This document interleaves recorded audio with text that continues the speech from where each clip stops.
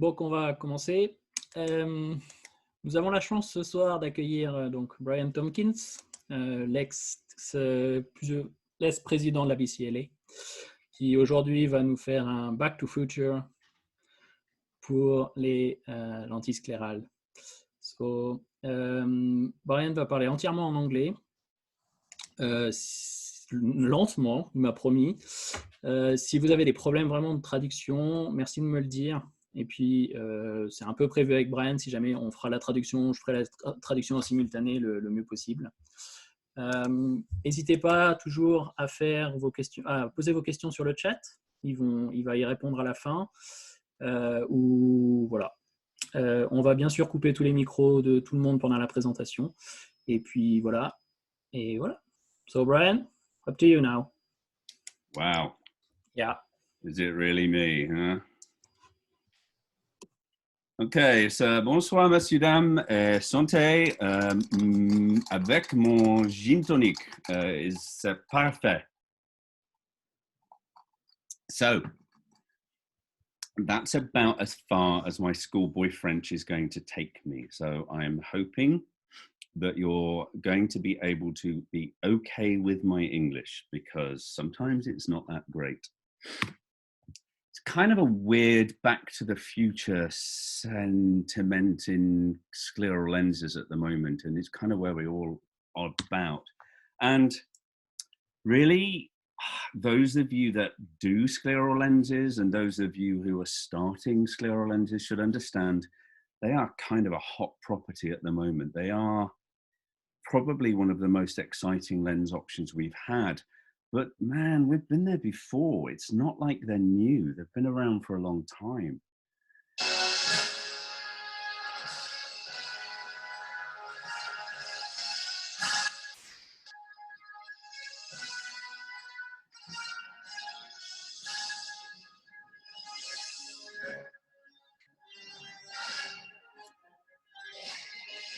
And we have to understand that they can fit virtually any eye, and they are capable of doing normal to complex without any issues. And we know they've been around a very long time. Wearing glasses. Don't believe it? Well, it's true, and here's how it's done. To make contact lenses, the eye is anesthetized. Then Sydney optician Penman Thomas, Australia's only contact lens maker, inserts an impression cup containing a material for taking a cast of the entire eyeball. The mold sets in 2 minutes and then it's removed. A perfect impression. Contact lenses are a boon to actors, are worn by several film stars, jockeys and athletes.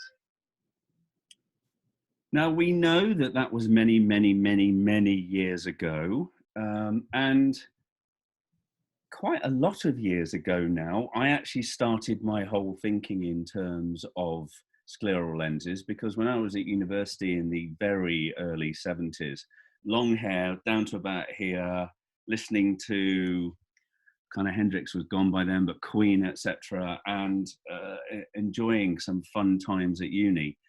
Sclerals were kind of one of the lenses that we could have at that time. But we know scleral lenses depend hugely on tears. And I think we've got more and more and more aware how really specific tears need to be to enable any kind of contact lens at all. So one of our elements of insistence in any scleral or any contact lens fitting is that we analyze what's happening with people's tears before we begin the process. And we know there are times when there are tears of sadness because maybe something has gone wrong with a contact lens and we can't wear them, so we're not able to see how we'd like to. Maybe there are tears of sadness if there's not been a really good, efficient care plan, system, training, education, whatever you want to call it. And any form of lens can damage eyes if not carefully looked after. And as a consequence, that's a very sad scenario for tears. But those of you who do deal currently in the more complex types of lenses, understand that there can be absolute tears of happiness when the lens works so well for that patient that they haven't seen anything like what they're currently seeing for a very long time. So they are life-changing, and they are capable of bringing back vision to people who perhaps have lost it 5, 10, 15 years.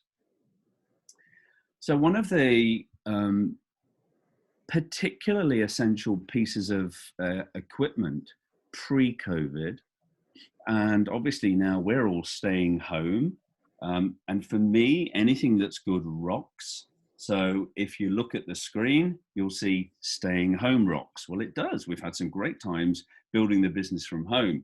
And also sclerals rock, because obviously we know we're talking about sclerals. So all of those things work.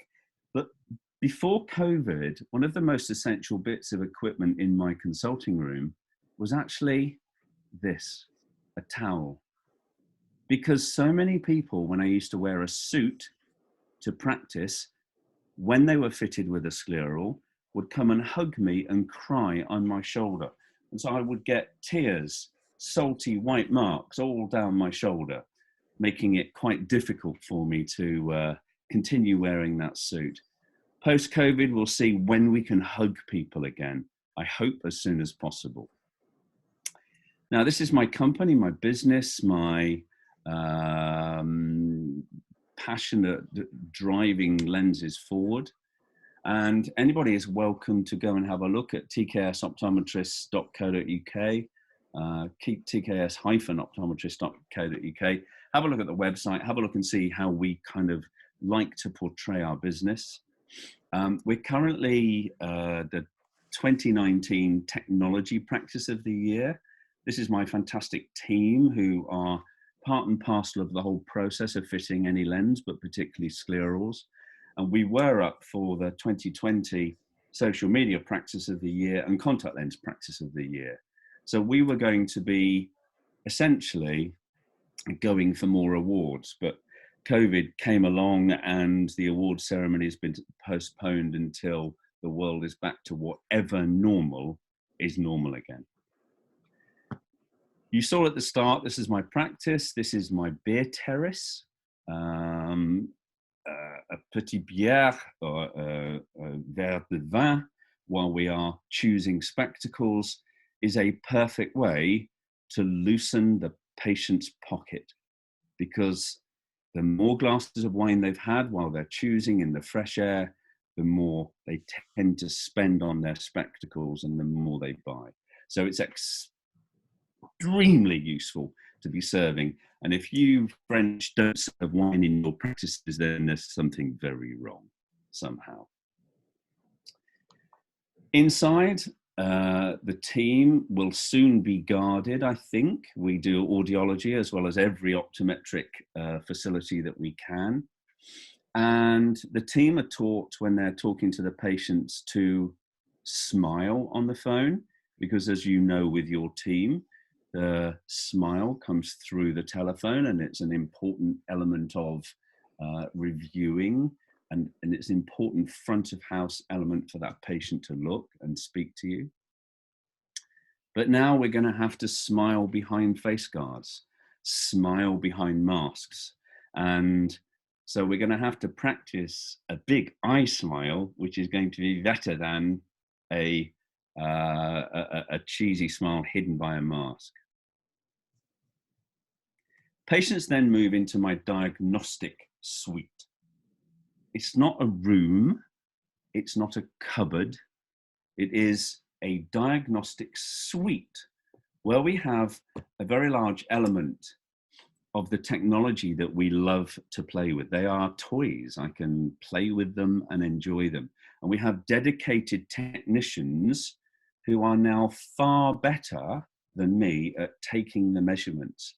Now, what's important for any kind of contact lens, maybe so for sclerals, is that we do a full tear analysis before any contact lens goes into an eye. We look at lids, we look at osmolarity, we look at inflammatory conditions, and any element of tear analysis is done prior to any contact lens thinking. We do a lot of assessment of fit and a lot of assessment of aftercare using the OCT. It's swept source, it's got high resolution, and it has a full 16mm resolution width. So we can look from limbus to limbus and generally from lid to lid to see what's happening with the lenses.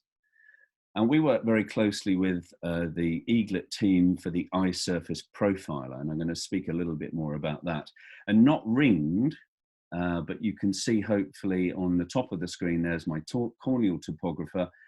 And the most recent addition to my portfolio is that we now have the Oculus K5, and that is a really big suite of analysis of the tears prior to lenses. So we can really see what's going on, because there's an overall principle here. You should never put a patient into a lens when they're going to fail because they have their tears going wrong. There is something wrong with their tears. Doesn't matter what the lens is, every lens will fail if the tears are not to the correct quality. Cheers. And hydration is super important. So remember, everybody take a drink every 2 seconds. And it doesn't always have to be gin. It can be water. One of these ways around is the French flag. I'm not sure which one, but one of them is the French flag. It's something of that nature. It's one of those. So hydration, hydration, hydration. Now, hands up if you've already fitted scleral lenses. Okay, I can see some hands. There are only 4 people on my screen. And so consequently, I'm taking that the audience is only 4 people.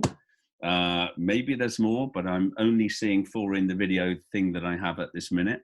So I'm going to go through some basics. So if it's boring, have a drink, go to the toilet, find anything to do, and we'll go through some basics. So the overall principle of a scleral is that it does not touch the center, must not touch. This has to be the gap. The second thing is it cannot touch the limbus. The limbus is where clever things happen in regenerating the cornea. So make sure there is enough clearance at the limbus for it to be healthy and the stem cells to regenerate. And then it does have to land on the sclera. And it lands like an aeroplane would come into land in a perfect way. We do not want a nosedive or a tail crash. So we are looking at perfect landing so that we have the bearing surface like the foot of an elephant, large and broad, not like a pair of stiletto shoes that some of the ladies may have in their cupboard, because that is going to hurt. So basically, we kind of need to understand the geography of the eye, all across the eye, to understand what exactly is going to happen to the lens and how it lands on the eye. I gave a talk last week to an Italian crew, and I thought that was quite efficient at them because they're always eating spaghetti. So it looked like spaghetti collapsing into heaps of things. So it kind of worked. But this works as well. So any form of topography is a height map, and we all talk height these days. We're talking about how the geography of the eye is made of height factors. But this is a beautiful rainbow, and we are all looking at rainbows at the moment because it's the sign of health for COVID. So it's a beautiful topographic rainbow, which we all understand in a different way. And as I said, I have the benefit of utilizing 2 topographers. One is the Oculus K5. There are other topographers out there, but they are not one I use, so I can't speak authoritatively on them. And the other is the Eaglet Eye, the eye surface profiler. There is one other device in the States, but in Europe, this is the only device that measures the scleral profile. So I'm going to go through a little bit with that. And all of the topographers work off a reflection principle. We like to think it's got to be a good reflection, so the better reflection. And don't forget, you're technically actually measuring tears. You are not measuring the eye per se, you're measuring tears. And the eye surface profiler works off the fluorescein reflection. So you're looking at how efficiently you've got fluorescein in the eye to reflect from that. So one of the aspects of very best topography, particularly for eye surface profile, is making sure you put fluorescein in at the right level and wetness. So for eye surface profiler, for example, you are going to put a bunch of wetting drops in so that the fluorescein flows beautifully. And some patients actually have a regime of 2 or 3 days of flooding with artificial tears. Now, for any topography, corneal or scleral, that's not a bad principle to work on. So flood, flood, hydrate, hydrate, and make sure the reflection is as good as possible. Now, eye surface profilometry, for those that don't know it, are it's a technique I've been using now for about 5, 6, 7, 8 years. I was very lucky to work with the guys to get an idea, but it's so instructive to what's happening on the sclera, because if we're going to fit a scleral lens, we want to know the landing area and what kind of profile it has. For example, this is a very simple, this is quite old now, but it's quite instructive. This is a good example of a pinguecula on an eye. And the clever thing about the machine is that it actually shows the difference in height of how a pinguecula looks in profile. So you've got a good idea of the element of complexity you may want to fit a lens. Now, there are a number of ways to make the lens in a complicated way, some of them off the shelf, some of them from topographic measurements, but also from impression. So I'm going to try and work through some of those ways. And I was lucky to steal Guillaume. Thank you, Guillaume. Cheers. Hi. Look, Guillaume asked me to do this about a week ago. Now, normally, because of the fun elements of my talks, it takes me a month or more to write a talk. So he gave me 4 days because I had another talk to write as well. So I have stolen some slides from some manufacturers and borrowed some from some really clever people. And I'll tell you when I get there. So these slides come from Eaglet Eye themselves. And it is actually and was the first medical device to utilize profilometry to measure the front surface of the eye, cornea, and sclera. So it has all elements of measurement. It's one map of the front of the eye. And it does it, as I said, by reflecting lines off the surface from the fluorescein. So you need good efficiency of reflection. And what that does then is produces a 3D and 2D map option, but it has many measurement options. And Arnoud Snepbangers, who runs the company, was kind enough to lend me this slide because, you know, you get a really good idea about exactly the kind of eyes that we have to deal with. And I think as we're getting cleverer and cleverer in mapping eyes, then we're going to have to get cleverer and cleverer in fitting eyes, because there is a wealth of a difference, not just in cornea from normal to diseased, but from the sclera.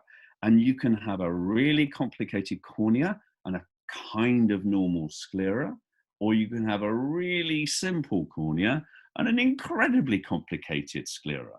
And so there are different formats, from simple toricity to a very simple central cone. Did I just say simple central cone? What cone is ever simple? But nevertheless, you can get more complicated cones by peripheral marginal degeneration kind of principles and PMD, and then oblate post-LASIK. So different corneas require different shapings, but the SP guys have got much more information, because we can have a look at the sclera and realize the sclera can be a simple with the rule toricity. It can be oblique and actually off to one side. It can be completely irregular and show no reality of pattern. And then you get elements of pingueculae, either nasal or temporal, or other factors that may show up, maybe glaucoma, blebs, that kind of idea. So there are many, many factors that we're learning as time goes on that influence how the lens sits on the sclera itself. But they just got cleverer. And if COVID has done one thing good, if we can say it's a good thing, it has made so many companies wake up their ideas and bring a lot more of their technology to the fore. Hands up if you'd ever used a Zoom broadcast before 4 weeks ago. It was like, wow, man. How many have I presented now? I presented 6 or 7, and I've got another one to put forward again. But I've listened to hundreds. There's a kind of Zoom, oh, not another Zoom, man. So I don't blame you for having more gin. Take gin, honestly. It's essential for survival during COVID. Do you know in the UK, gin is now more popular than beer? How can beer be overtaken by gin? What is the world coming to? So back to the job at hand. So this is how clever the eagle eye has got in predicting the fit. Because if you have, and ignore the color, it is just a representation. If you have a single blue circle, it means the sclera is essentially spherical. If you have a toric, they've denoted it by red and green. So that shows the sclera, etc., is toric. If it's quad specific, they've made it so that you see all 4 colors. There's no relevance to the yellow or where the blue is or the green. It just shows that it's quad specific. And if it's completely irregular and really difficult to fit, which is where impression may well come in, then ultimately you are looking at blue and yellow. Now, obviously, you can do impression on the simplest or the more complex. So it's one of those things that you may want to analyze and see which is going to work for you. But this is how well the analysis of the area has gone. And this is a really useful flow chart of where to go in your thinking or fitting if you don't have impression capability at the moment, if you do have an eaglet eye. So let's just think about this. Maybe it's a good idea to have one or both. So I'm lucky, I have both. It's good. They are proud to say at Eaglet that there is no single lab that they deal with. There's every fitting company that I work with there. There may be some in France I don't know, but ultimately they work with all of those companies. So, by the way, if anybody gets any questions at all, tag them to Guillaume. He's going to answer them to you, put them in the chat. I'm really open to chatting to anybody after at some point, maybe not tonight because there may be more gin, more quiz, whatever might be going on. But ultimately, have no fear. And I think some of my slides have my social media. So tag me and find me, ask Guillaume how to get hold of me. But it's very simple, BT Optom, BT-OPTOM, BT Optom, find me, I'm there. Now, what other technology do I use? Well, I mentioned the OCT. This is deep range imaging OCT. So it's obviously essentially designed for the retinal structure, but this is a very high resolution image. But this is a high resolution image of a grafted eye showing the kind of information and detail that we can give, and actually the kind of information we can show a patient, because this is just superb to give patient education, because there's no patient that we don't actually show exactly what their images look like. It is part of the theatre of the technology in the practice. And this patient has got complex grafts and has a complex fitting lens, but you can understand on this. And this again is a relatively old image. I drew it from an older talk.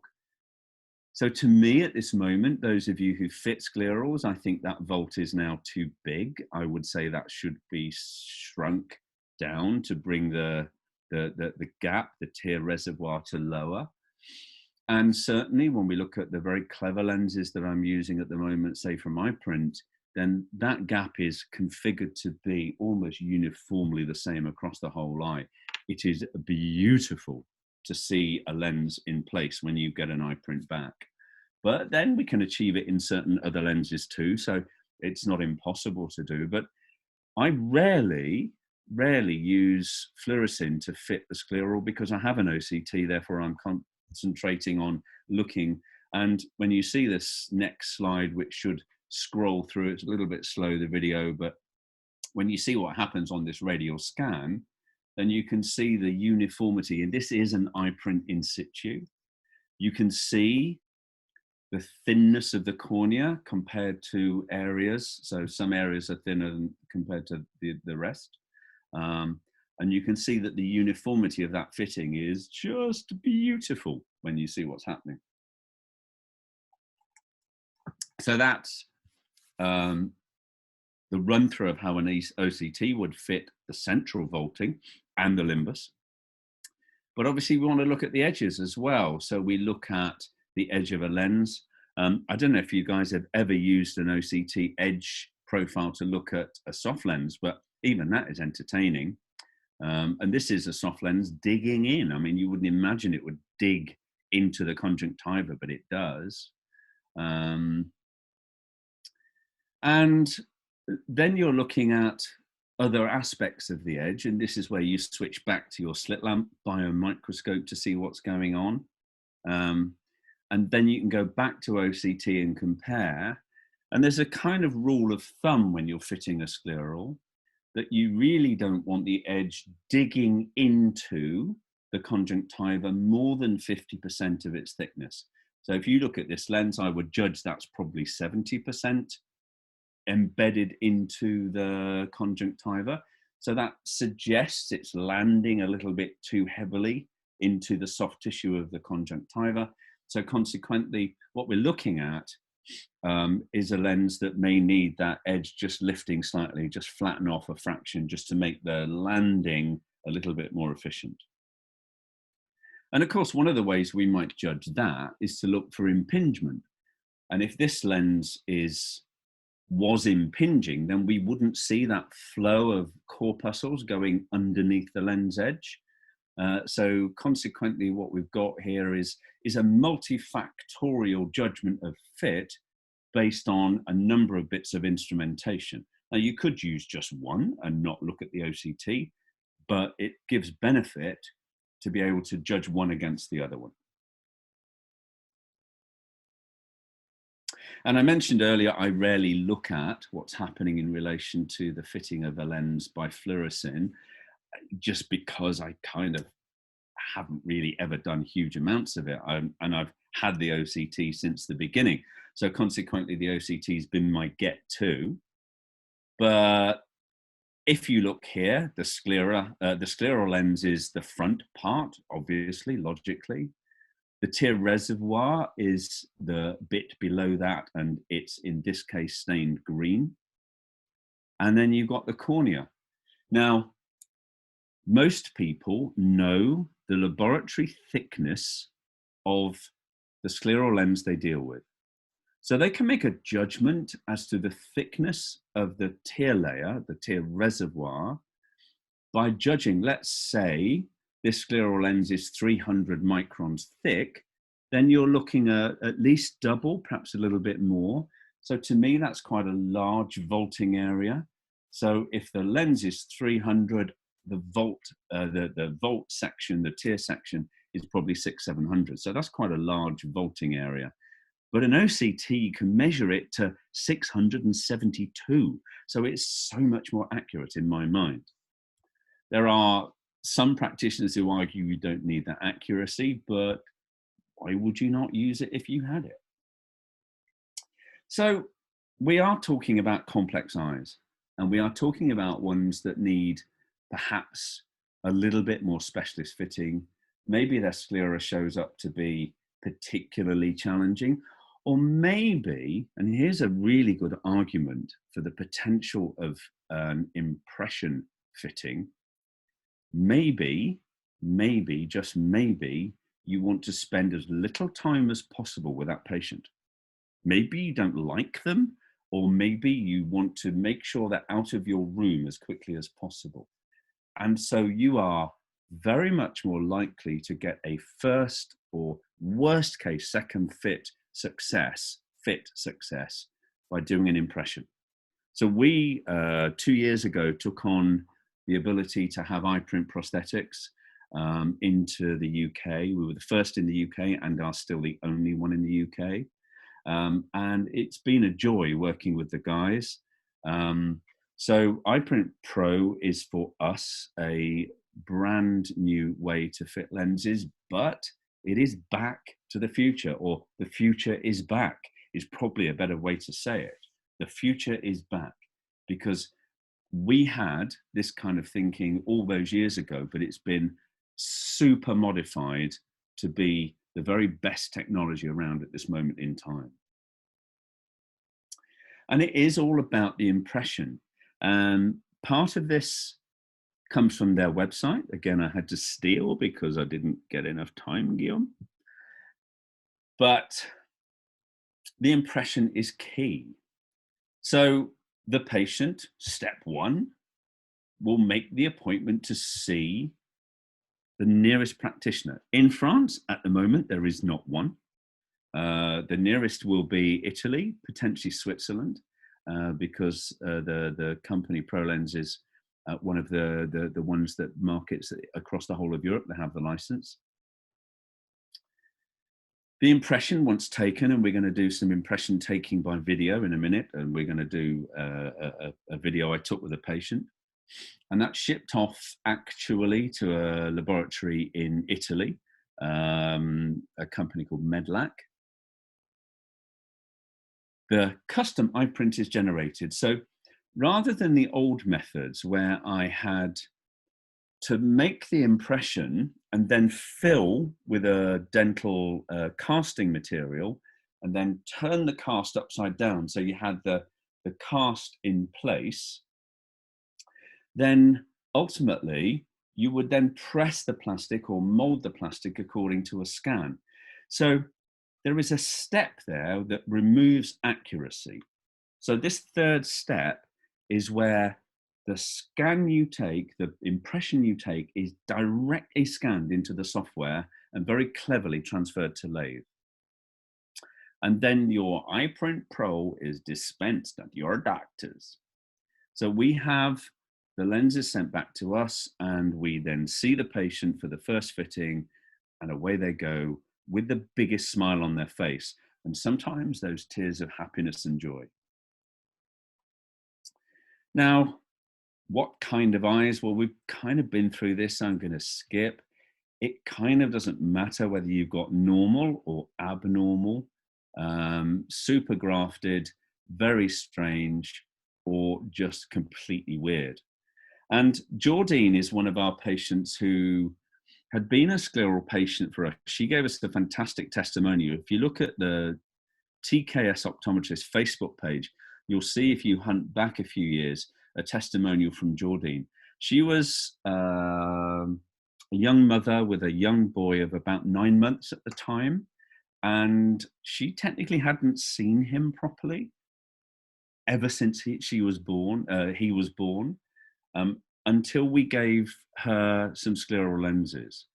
And she very happily gave us a testimonial about how it was pretty nice to see her son properly. Now, that kind of story is what we do our job for. That is the kind of reason we fit these kind of lenses and why we are in this fabulous profession that we are in. And Jordine's case was particularly challenging. And this was a post on a group called the Keratoconus GB Forum. And I'll read it to you in case you can understand more by spoken rather than reading. But somebody said to a patient, you saw me at the party and didn't say hi. And that patient said, this is what I saw at the party, because this is the vision of a keratoconic without their lenses in.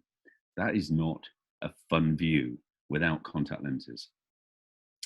So that's why Jordine was very happy for us to use her as our poster girl in taking the impression. Now, the impression principle is very simple. You open the eye, you don't need an anesthetic. There are reasons why you might versus not. And if it looks scary, I wish I could ask everybody put their hands up if you've ever had an impression done. But ultimately, it looks scary, but it is super comfortable. It is cooling, it is soothing, it is gentle, it is cushioned.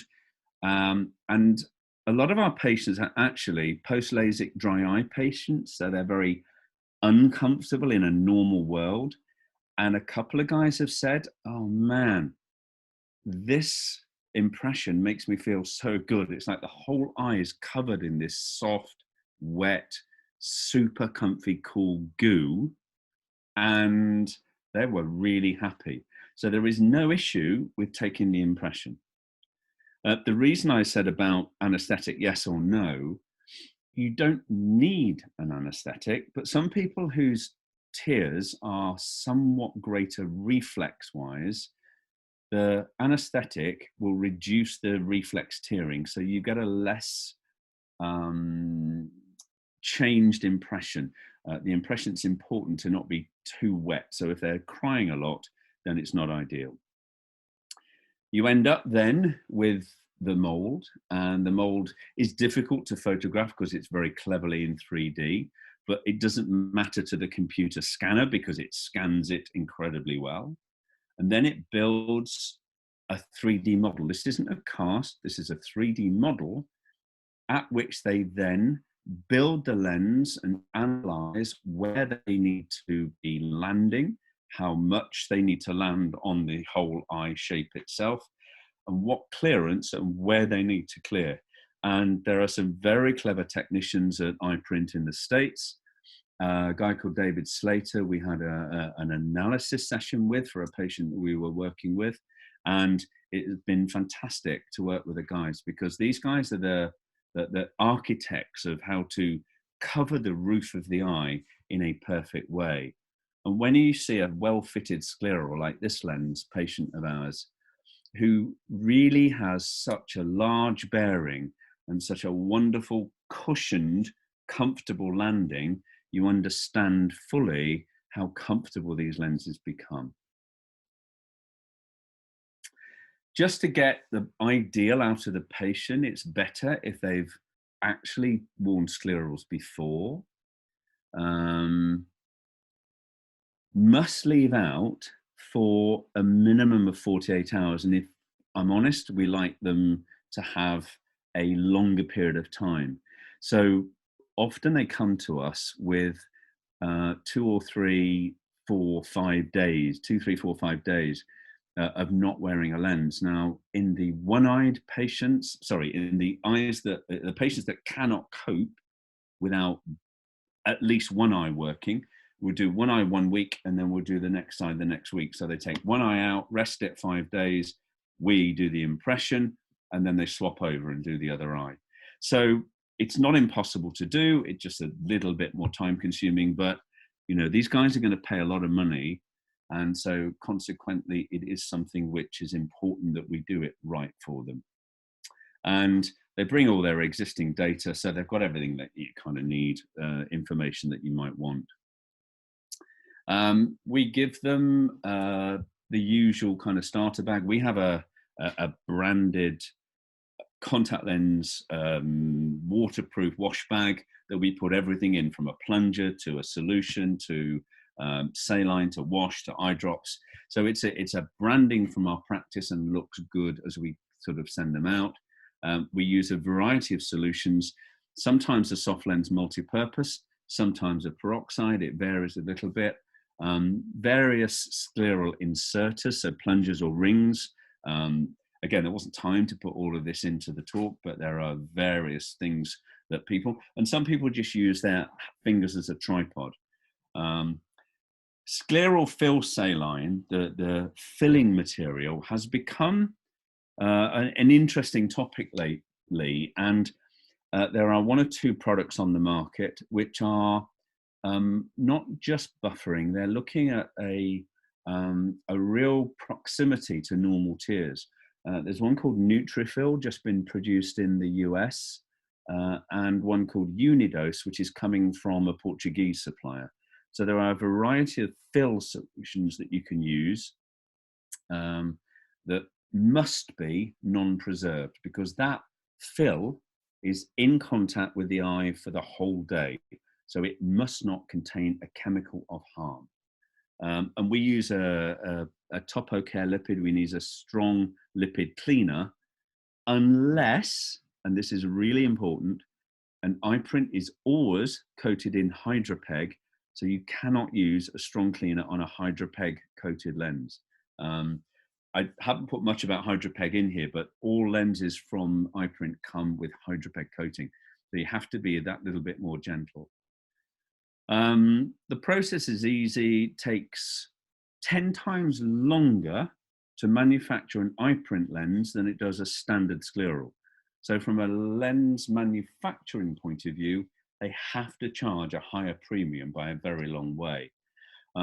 So we'll take 2 or 3 weeks to get the delivery through, and we send them all out with information, thing called Captivate. I don't know whether you've seen that, but look it up on the web. It's a very good patient-centric education tool, and we've produced our own instruction booklets. And again, I've got examples and PDF versions of that I can send, where we've had our own instruction booklets branded and graphically produced by my son, who's a graphic artist and design and sort of media chef. And ultimately, we can share that if you want us to. Now, there is a bit about costing in here. I'm not afraid to share costs. Our fitting fee is £500 for the start point. We take an impression at £150. We'll look at about £15.50 per lens, and then replacements are about £13.50. And then we put our patients compulsorily on a care plan. And the care plan works out about £30, which actually, let's face it, is probably €30. And we have a monthly charge for our patients, and they cannot have lenses from us unless they join a care plan, because caring is important. So couple of videos now coming up. It's fun to take the impressions. It's the kind of thing we love doing. Who doesn't like squeezing a meibomian gland? It's one of those perverse things that we enjoy doing. And when you get the kit, it's like you're the man from iPrint. You get the gun. You get a suitcase. It looks like a spy kit. It's brilliant. And inside the kit are a number of mixers. And the way it works is the impression material is twofold. So you have 2 elements of the impression material. And if you look at the top of the slide there, you'll see those pink mixer valves. And the pink mixer valves put the 2 pieces of material together, so they then become the compound that will actually harden to the level that we need it to. Before then, they're both in liquid format. And the gun kicks out the right level of impression material, and you then put it into a clinical tray. So you have a tray which you sterilize and use, and fill the tray up and then place in the eye. There's the kind of impression that you've seen. Another patient, in fact, actually, this wasn't a patient, this was a student who came to us. And even for a student who are usually afraid of everything, this was not a fearful process. So it's an easy thing to do and simple and straightforward. Next is a video of me taking an impression of one of my patients, and it kind of works. So I want you to see exactly how we do it. So we're starting at 30 seconds here, and Ross is really kindly allowing me to film this. So we've got good gaze position, holding it just in place with the visual axis staring down the rod, which makes it really, really effective for getting the central cornea in the middle of the mold itself. Ross is incredibly relaxed at letting me do this whole process, and actually admitted, if I'm honest, that it was more comfortable under the mold with his dry eye syndrome problems than it is without the mold. So he's actually very happy with the left eye at the minute, aren't you? That's correct, sir. Yeah. So we just let that sit in the eye until it starts to set. So rather than have me talking for the next 2 minutes, we'll finish now and then we'll come back to it in a second or two. Yeah, because you sit there and you wait and you talk about the weather and you talk about what they had for dinner and things like that. But it's an interesting point because you do get to know your patients. It's beautiful how you get to really know their story. And then so I think we've got to take it out. Ready. Ross has sat there with one single gaze position straight ahead. The mold material has hardened beautifully. Peel gently the lash line away. And then curl gently towards the ear, literally letting the suction go. And then we have one great mold centered, and a bit of excess we'll get rid of, and then we'll send it off to the Italian lab to make an iPrint Pro lens. Awesome. Thank you. Thanks, Ross. So that's the process of taking the impression. It doesn't take long. You have to be close, and post-COVID, will we be doing that with a mask and gloves and everything else? Probably, but doesn't matter. It's no different because you're still going to place the impression in the eye. The material is a Contomat material. It's a high DK. I think they haven't yet gone on to Contomat Optimum Infinite. I don't think that can be done yet, but I could be wrong, so don't quote me on that one. And if Christine is listening, because Christine Wilsint, who is the inventor with Keith Parker of the whole process of this, is basically the goddess you should also listen to. I'm just a disciple of hers. So if you ever get a chance to listen to Christine, then listen, because, man, she's clever. So if Christine says, Brian's an idiot, of course you can do Infinite, then fine. And if not, then we're good.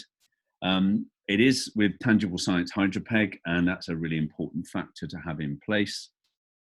If you see down the bottom, there is the denomination of the right and left by dots. So you have a single black dot at the bottom of the right and a double black dot at the bottom of the left. But both eyes have a lot number and a unique code engraved at the top, which you can't see in this particular case. But the unique number is really important to have, because they know exactly then and can trace back when it was made, how it was made, and what was done to it. So it's going back to it. We're looking at all the exceptional abilities for the optics there. And at some point in the future, there will be the process of higher order optics coming in to get even more complicated and more fun, let's admit it. And this was kind of a good example of how Zoom has taken our worlds over of late. And we enjoyed, myself and a colleague, sitting down, having a chat with David Slater about a particular patient. This particular patient is a surgeon. He's a young guy, very keratoconic, can barely do his job without his lenses, but he has a really inflamed, challenging conjunctival status. So it's not just it's kind of spongy, and the Americans like to say boggy, but it's just uneven. And although we took an impression, you can imagine if you're putting an impression onto a conjunctiva which is somewhat spongy, it can vary almost day to day. So there is an element of challenge in this particular case. And when you look at the status of this eye, you can see his tears are not very clean at all. So the front surface reflection is poor, but you can see there's quite a bit of limbal injection going on there. So we're trying to get rid of the redness. It's fairly sectoral, but it's obvious when you look at the slide here that it's dropping. So the centration of this lens means that it's just not allowing it to sit centrally. So the drop is creating a differential in the limbal clearance. And if you have too big a limbal clearance, what you're getting is a suction negative pressure effect. So when he blinks and then unblinks, what's happening is that the tears are sucking rubbish from the horrible conjunctiva in between the lens. So he's getting inter-tear fogging as well as the redness. So we had a chat with David Slater, myself and my fantastic colleague, Dr. Kaya Patel, who works with me in practice. We also have another colleague who wasn't on this particular call, but she's also brilliant. So I'm blessed with working with two phenomenal optoms. Don't tell them, but they're much cleverer than me. But I just happen to have been around a bit longer. But man, they're smart. So we zoomed in and we had a good old look at what was happening in relation to the lens, and David showed the process of how they design and redesign and then amend the design. And because certainly in this particular instance, both Kaya, Dr. Patel and myself are kind of boys who like toys, this was like geek fest. It was phenomenally good fun. And what you get when you get the right lens, as I said about the tears of joy in the, earlier in the talk, you get people crying with happiness at the way these lenses fit so beautifully on the front of their eye. Now, I think the next slide, I can't remember now. I think the next slide is a little video that iPrint have put together. Guillaume, I can see your beautiful face there. Can you tell me if I'm good for time, or whether you want me to speed up, or do you want me to carry on as we are? It's as you want. For the moment, it's the right way. You have about 1 hour speaking. So I have an hour, or I've done an hour? You're done an hour. Ah, man, that's way too long. I should have done. It's okay, but you told me it's okay. Now you can speed a little bit, but it's okay. We have time. Well, I'll see what this video does. If it goes on too long, I'll stop this one. Okay.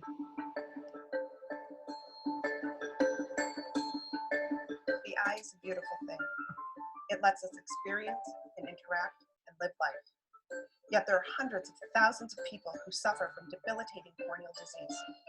They live life in shadows, unable to enjoy it to its fullest. The iPrint prosthetic is the first fully individualized, customizable prosthetic lens for difficult to fit and highly irregular corneas. The iPrint is hope. My name is Dr. Christine Sint, and my practice revolves around the treatment of corneal diseases with contact lenses. The iPrint is like a fingerprint. It's completely individual.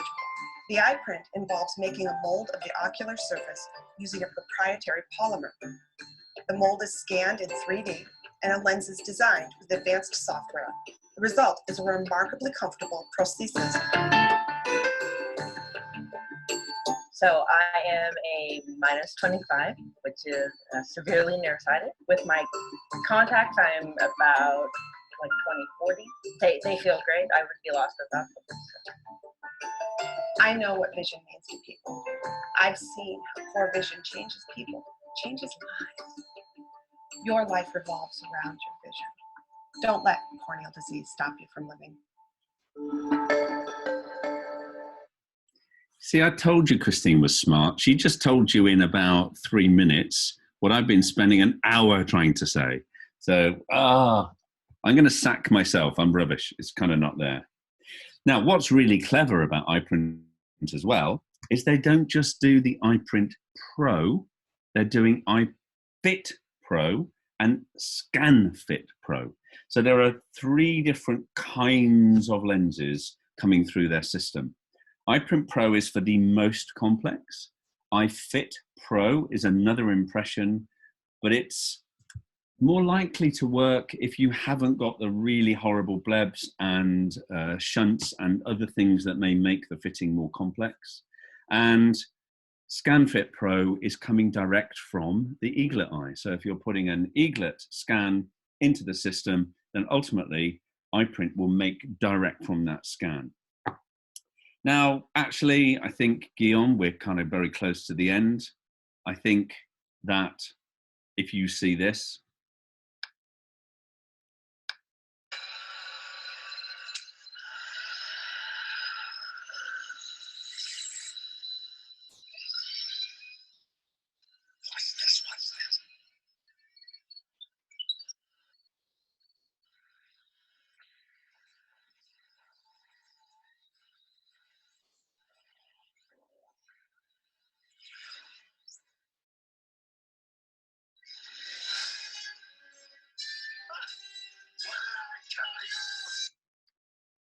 what did I tell you, he said. I told you that future practice may never be the same again. And that is partly post-COVID. I mean, it is essentially about what may happen in the future is going to be something that's incredibly different. But what may happen in the future is that lenses will get even cleverer. And it's down to us, essentially, because the future is essentially in our hands. We have the need to progress, the need to see where we are. I think all of us, if we hold the future in our hands in the right way, then we'll come out of this whole scenario in a better way. I hope you've kind of enjoyed a little bit of the time you spent with me. I've enjoyed the gin. I can have another refill in a minute. And I'm really happy to answer questions, but you may have spent so long with me that you wish to go home. So I'm going to put a little thank you slide on, and then we can kind of close that off and you can all disappear out into the sunshine, or you can do whatever you want to go. So I hope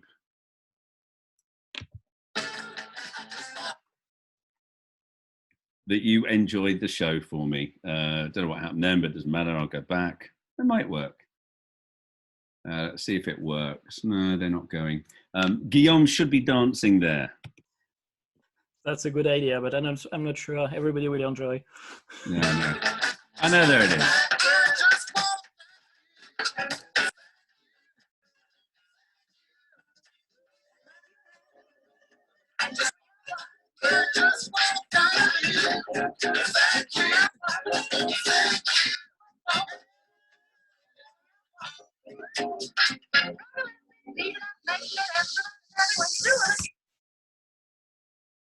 C'est bon? C'est done? Right, so what I'll do is I'll stop the share, and then I can see all you lovely people. Okay, thanks, Brian, for all the presentation. Like usually, you do a great job. Let me say my little tiny bit of French. Pas de problème. Bye, Marcus. Thank you. And Marcus, see you soon next Friday. Yeah. I don't forget you. I don't forget you. So we have some question, Brian, about iPrint Pro. Okay. I will answer as best I can. Yeah. The first question is about the renewal of the lens. It's how many years? It's 1 year, 2 years, 5 years? That's hugely dependent on how well the patient looks after them. So from the point of view of a bad, potentially dry eye patient who's rubbing them like mad to try and clean them, we've had HydraPeg come off in 6 months, but we've got others. Don't forget, we've only had these for 18 months now. Some patients have not replaced theirs yet, so we're looking at potentially maybe up to 2 years. Ok. Ok. So, bon, pour ceux qui n'ont pas compris l'anglais, ça dépend du cas, mais en principe, à peu près 2 ans sur le temps de renouvellement. I can see in the background there and Alain sneaking from Canada. That's not fair. You're cheating getting in on this, Alain. And the good thing is, here's the good thing, Alain is muted, so you can't actually hear him. And I can't hear him either. Yeah. Another question is, how do you determine the power of the iPrint Pro? Because if you make the print, so after the Medlac doing all the lens, but about the power, and what do you do? Oh, the power, sorry. Yeah, that didn't come up actually, so it's stupid. I said I was rubbish. So you just take any normal standard fitting lens. We actually use the Medlac SLC Konica lens because Marco, who runs Medlac, obviously understands that lens because they did the design. So once you've taken the impression, then you put a lens of known power and any volt, as long as it's not touching, and you can calculate from that lens and the over refraction exactly what the power of the final lens is, and you just send that data when you send it to iPrint. Doesn't matter about the of the brand of the lens, the first trial lens. Okay. As long as you give the base curve, yeah, and the existing power of the lens, then Medlac and the guys can calculate out the final power of the iPrint. Okay. So, for example, in the States, they don't use Medlac lenses to do the testing, so they'll use any lens. And I think, I may be wrong, and again, I can't see Christian on here, thank you, because I might be talking rubbish, but it could be that you could use a standard RGP as long as you put the base curve in place. But I think it's safer to use an existing scleral. Okay. Donc pour déterminer la puissance de la lentille pour la commande de l'iPrint, c'est un test que vous pouvez faire avec n'importe quelle lentille sclérale. Il faut simplement connaître ce qui est le rayon de courbure interne de la sclérale, et ensuite le fabricant Medlac fait les calculs en fonction de ce que vous lui envoyez. Donc c'est très important, mais voilà, ça c'est comme ça qu'on détermine la puissance. Hey, Guillaume, there's a rule. There's a rule now. If we're asking questions, I should see everybody. So they're all got their videos switched off. Now it's time to turn them on again. Pascal, Pierre, Thibaut, Stéphanie, c'est bon. Alain, c'est bon. The rest. Come on, get your videos on. Don't be shy. Donc il faudrait mettre vos caméras en route, parce qu'il n'est pas d'accord de répondre aux questions si vous ne voit pas. Bonsoir. So how many iPrint Pro do you fit, or percentage for your fitting? Manly. It's good. It's good. I'm seeing faces. Yeah. Actually, if I'd seen some of these faces before, I might have gone home. Oh, wait. I am home. Yeah. That's right. Marina, yeah. Marina. You are here because of Marina. Because, of course. The only reason. Yeah. She asked us so many times. So that's why you are here. Petit bisou. That's good. Other question, Brian. How many iPrint Pro did you do, and compared to Scleral Lens percentage, something like that? Oh, we've done about 10 so far. Not a big number, because we have a local hospital that used to send a lot of our patients. But unfortunately, the consultant changed and we're not getting the same number of patients through. Plus, in the UK, we have the issue that most complex eyes for keratoconus are fitted within hospital. So it means they pay almost nothing. So very rarely is a keratoconic fitted privately. But iPrint, as you can understand, is minimally about 4,000 euros by the time you add it all together. And so it has to be the kind of patient who can pay and wants to. Donc, pour ceux qui n'ont pas compris, c'est une dizaine d'adaptations parce que pas assez de patients suite à des changements par rapport à des prescripteurs. Okay, let me see the other question.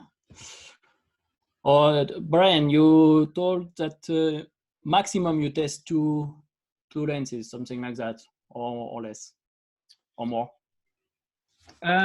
So far, I don't think any patient has had more than one remake. Okay, so 2 lenses. Okay.